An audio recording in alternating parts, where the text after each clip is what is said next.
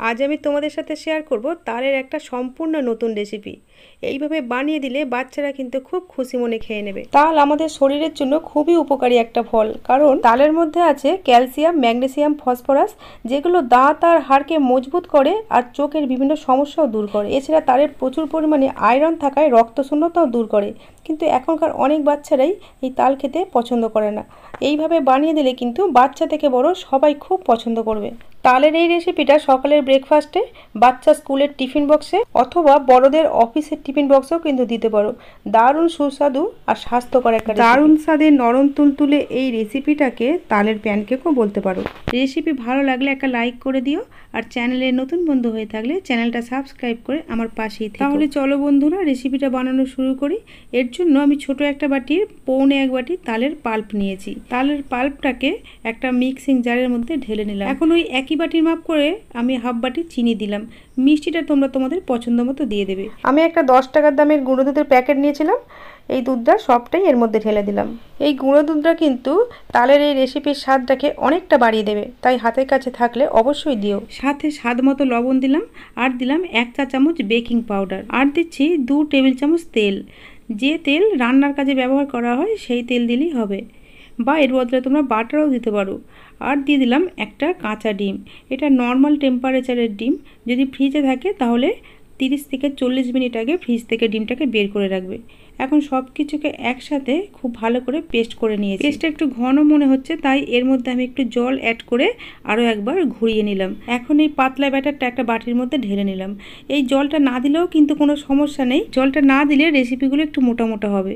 আমি যেহেতু এখানে পাতলা রেসিপিগুলো বানাবো, তাই অল্প একটু জল অ্যাড করেছি। মিক্সিটা ধুয়ে আমি আরও একটু জল এর মধ্যে দিয়ে দিয়েছি।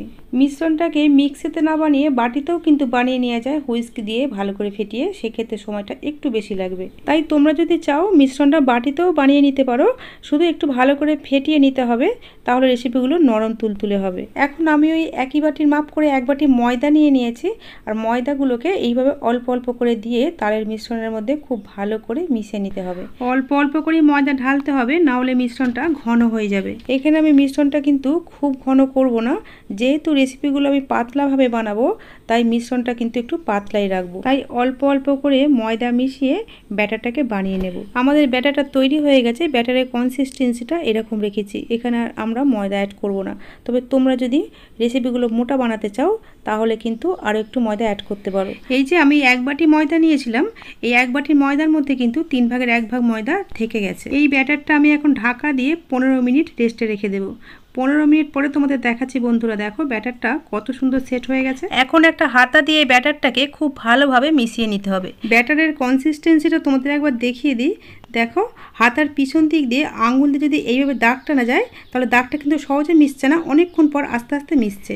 এইবারে আমরা তালের প্যানকেকগুলো বানিয়ে নেব। এর জন্য ওভেনে একটা প্যান বসিয়ে দিয়েছি, আর প্যানটা খুব ভালোভাবে গরম হলে কয়েক ফোঁটা তেল দিলাম। তেলটাকে প্যানের চারপাশে ব্রাশ দিয়ে খুব ভালোভাবে লাগিয়ে দিলাম। আর তেলটা যখন খুব ভালোভাবে গরম হয়ে গেছে, তখন তৈরি করে ব্যাটার থেকে হাফ হাতা ব্যাটার নিয়ে এইভাবে হাতার পিছন দিক দিয়ে পাতলা করে ছাড়িয়ে দিলাম। এখন ফ্লেমটাকে কমিয়ে একদম স্লো করে দিতে হবে।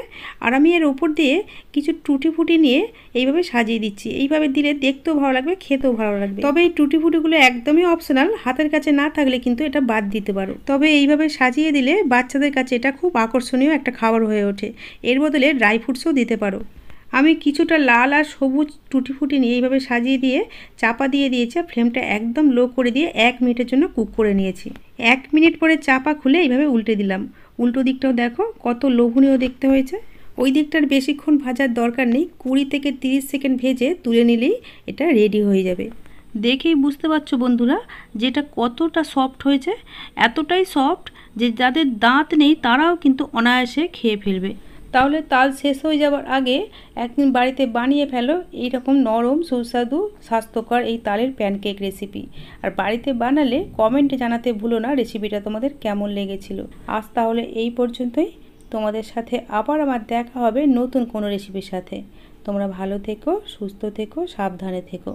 এতক্ষণ ভিডিওটা দেখার জন্য তোমাদের সবাইকে জানাই অসংখ্য ধন্যবাদ।